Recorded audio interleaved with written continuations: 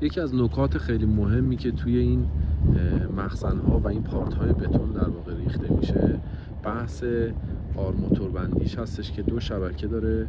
ما این شبکه‌ها رو اومدیم با یه سری میلگرد به فاصله 20 سانت از همدیگه قرار دادیم و همین میلگردها رو طوری قرار دادیم که در پایین کار بتونه یه اسپیسر هم باشه و شبکه از روی زمین هم بلند بشه.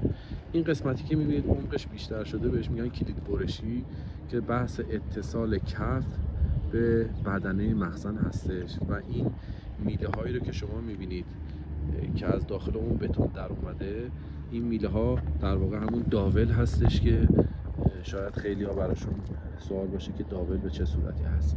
داول در واقع میلگردایی هستش که کار اتصال پارت های مختلف بتونی رو به هم دیگه انجام میده.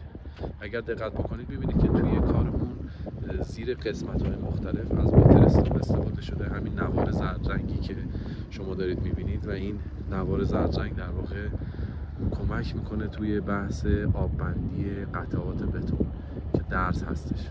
اینکه این درز ها رو چطور پر میکنیم و یا به چه روش این کار رو انجام میدیم رو توی فیلم های بعدی ان شاءالله براتون توضیح میدم حتما. این هم یک نمای کلی از کار.